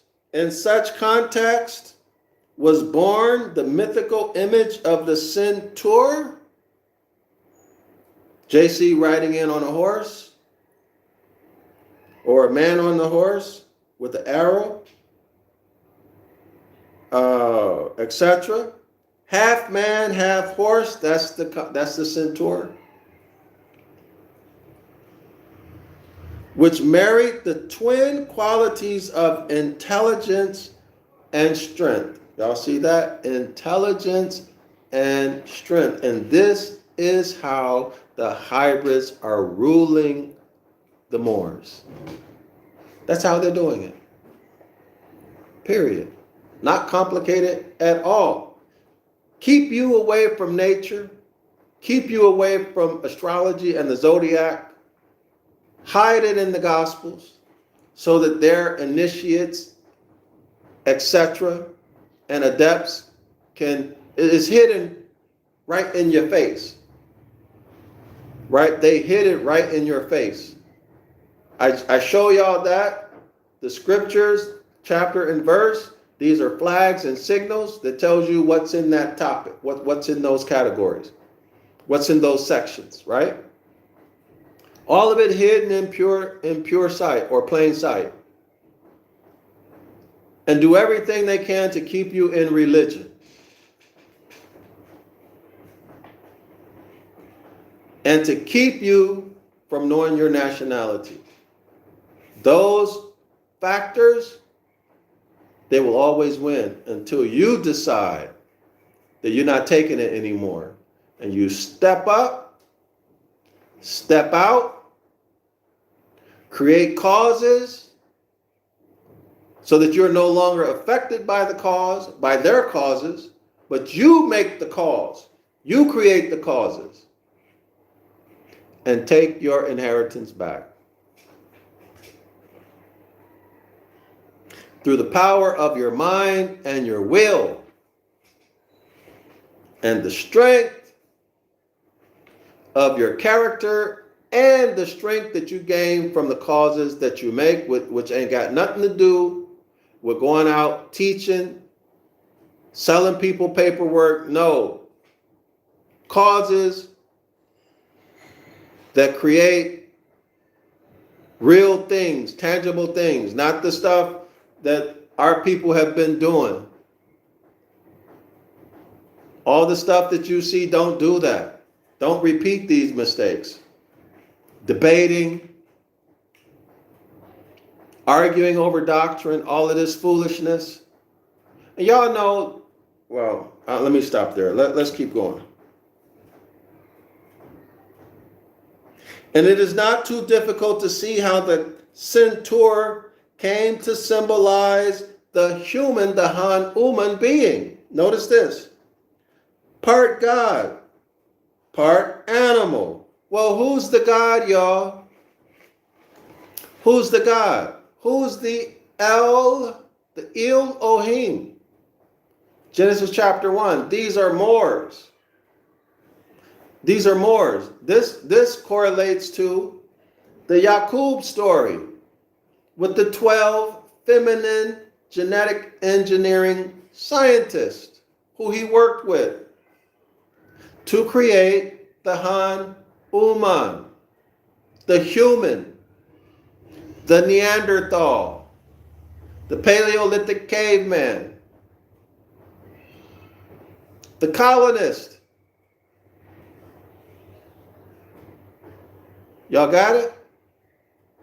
The so-called European, the hybrid, the so-called hybrid European colonist, troglodyte, etc.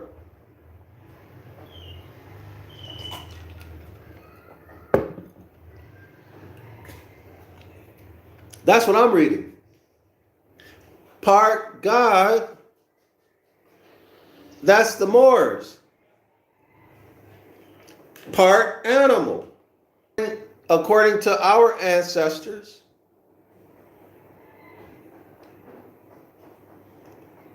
the Yaqub story goes like this. I'm not talking about the Nation of Islam. Our ancestors, who I just told y'all about, that's 12 and 13. Yaqub is 1, the 12 sign, that's 13. Okay? 12 constellations plus the sun, 13. 12 apostles plus JC, 13. Perfect rulership. The sun creates life. Okay, Yaqub created, and his 12 scientists, they created. So Empress Roro writes, if one learns the information, they won't need an outside astrologist. Exactly. Y'all will be able to create your own paperwork. You just need to learn the format and the other details, but the concepts and the principles you'll understand. Empress Roro writes, Shalawama. Shalawama. Islam is Shalawama. Plain. I'm the God. Exactly. And that's the mindset we need to have. Roro is right. We are the gods. It's no wonder that the principle, the well-established principle in law is that land, mores, are the substance and subject matter of the law, period. If it ain't about a more, it ain't about nothing. If it ain't about land, it ain't about nothing, period. Nothing else to talk about. When you start talking foolishly, you put yourself or you remove yourself from natural law jurisdiction and put yourself in a civilly dead state under maritime admiralty, Christian canon, law jurisdiction, civil death.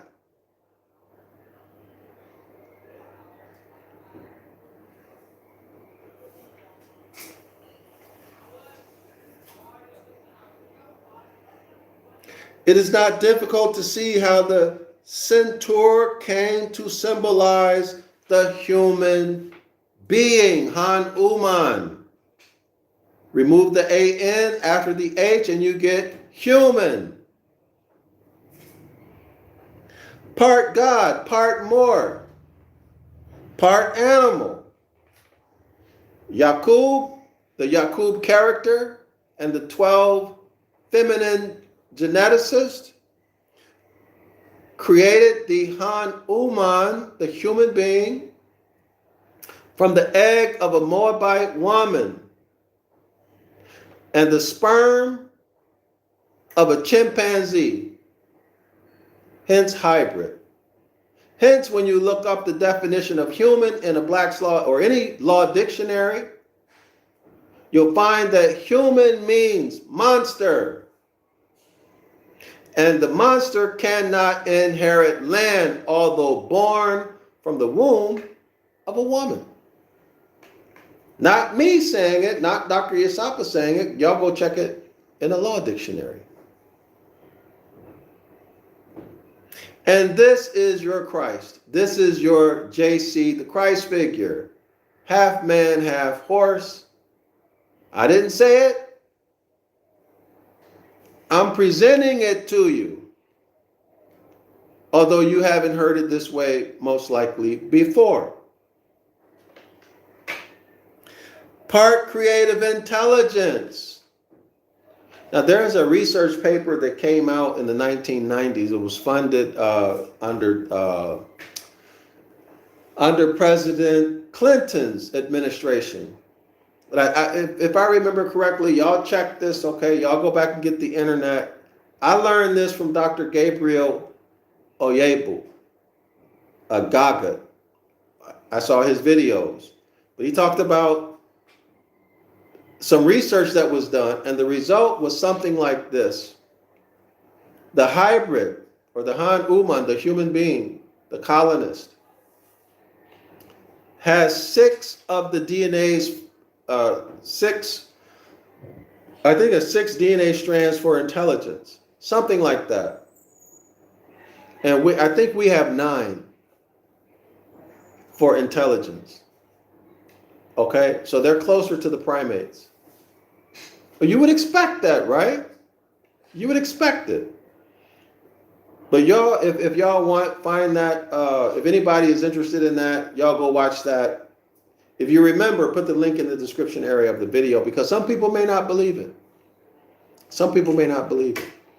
But Dr. Oyebu goes through the study and explains it.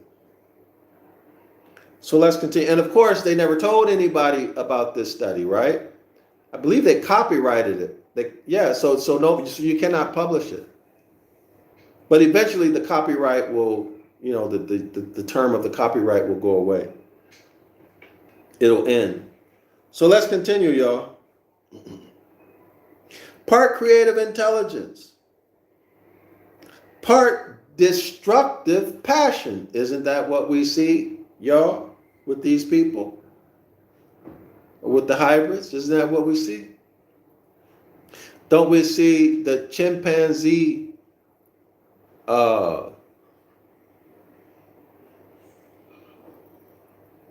behavior in them and wanting to conquer and destroy? The alpha male concept comes from chimpanzees.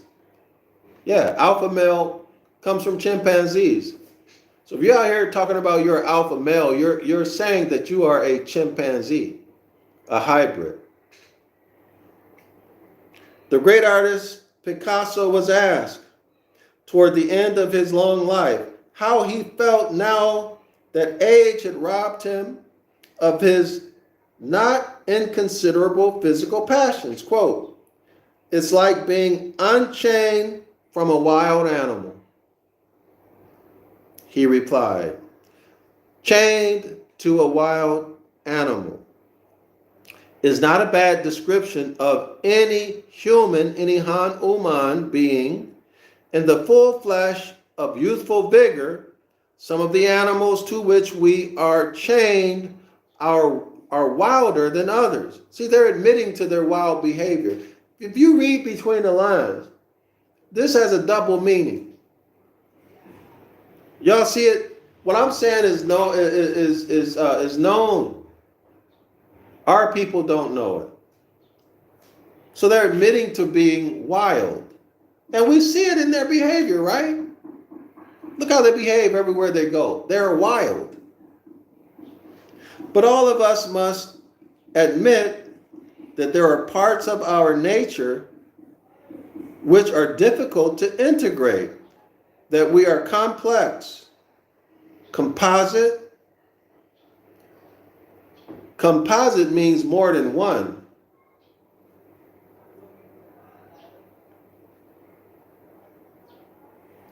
Ambiguous creatures. Well, I'm not a creature. I'm full man. But they're admitting it. You know, when you hybridize something, its consciousness, it's got to be confused, right? In I think it was the 1990s or early 2000s, there was a movie that came out called The Strange Island of Dr. Monroe or something like that, y'all. But I remember he created all of these different hybridized animals. So they're basically, he used his, if I remember correctly, he used his genetic matter. And he created these hybrids. Now that's different from our story, right? Because our story, the egg came from a woman and the sperm came from a male chimpanzee. Okay? But in that movie, I think he used his own DNA and mixed it with, you know, he had hybrids that were part man, part leopard, and all of these things. And when you look at some of the art in medieval Europe, you'll see these type of hybridized creatures, y'all. You'll see them in the art. Attacking the Moors. The Moors fighting back against all of these hybrid. Can you imagine how you would feel if you see let's say a tiger with a man's head on it? That'll scare you to death, right?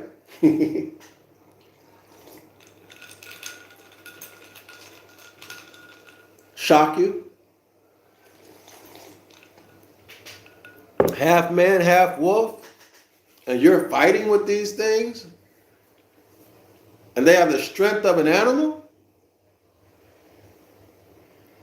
right? So now that puts you in a very tough situation because you have the strength of a man.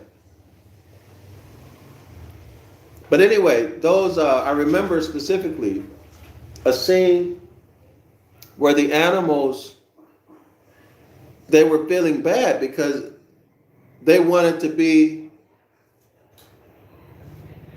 a man like Dr. Monroe and his assistants, but they had these animal instincts and they wondered who they are and why they're like the way they are. Can you imagine that's terrible?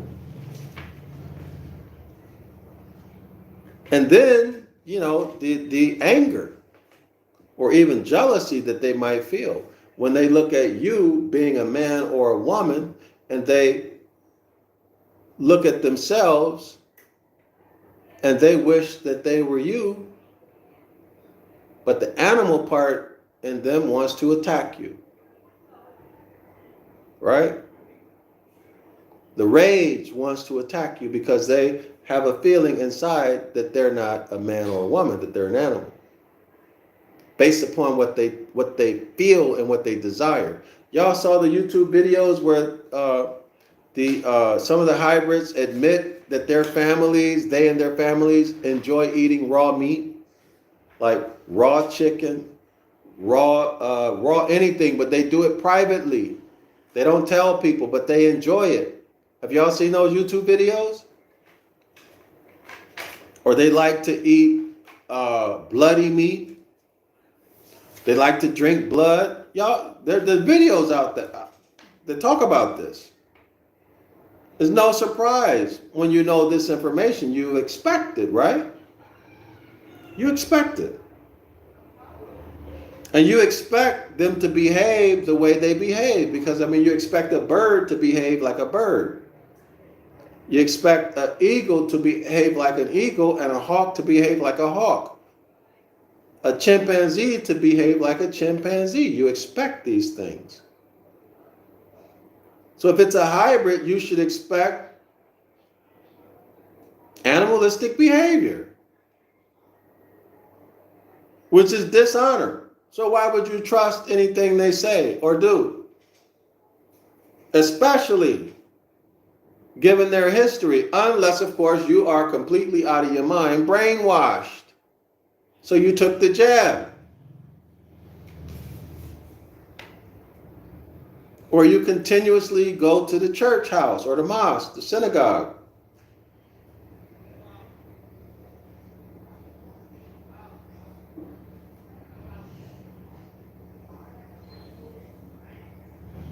The author says we are all cantors.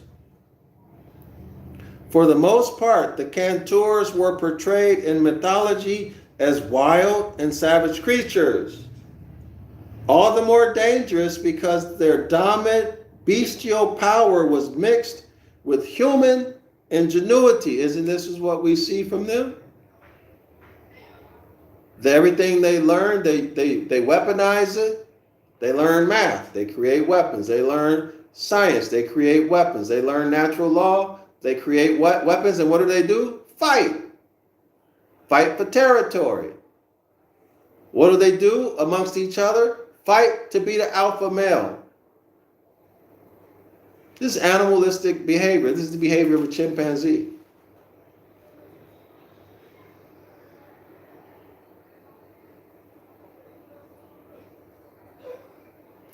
Etc., etc., etc. So I'm done talking about JC as the centaur. We talked about religious quest, the Zodiac keywords, religious quest. So remember, religious quest, that involves polarity. If y'all remember, on the negative pole, it had to do with pomp. On the positive pole, it had to do with faith. So you should practice understanding how the natural laws apply. Pompous on the negative pole, faith on the positive pole. The middle is neutral, right? You can move up and down. You can polarize at any point. Positive, neutral, or negative. Honor, dishonor. Neutral is neutral. Lukewarm. You neither or. All right, so understand how that works, how you can use it to affect or to transmute your own behavior, to transmute your own circumstances and situation, or to change someone else's mind, to transmute their mind, to transmute their behavior. And of course, you back that up with causes. Okay, you become a master when you can create causes, or you practice creating causes that affect others' behavior and thinking. Islam to all the Moors. I'm Dr. Yasapa from Zion Law School. Y'all make sure y'all check my books out in the description area of the video, my Ancient Ibaryath books. I have some books and classes, some that are $10, others are more expensive. Everybody's invited to come to class on Saturday morning at 10 a.m. Eastern Standard Time, okay? Beginning this Saturday, next coming class, I'm not going to do any more discussions before class. We're just going to go straight into the book and do the Ancient Ibaryath. Okay, so that's the way it's going to be from this class forward. All right. So Islam to all the Moors. Y'all make sure y'all subscribe to the one-on-one Ancient Ibaryath course. All right. Come see me Saturday, 10 a.m. Eastern Standard Time. This is our Zoom class. It's a live online class. And make sure y'all support the project that I have to write the Book of the Law in Ancient Ibaryath and Modern English. We'll remove all of the deception and the lies and the BS and put the real stuff back in it. Okay? And you'll be able to check it. Islam to all the Moors and Shalom.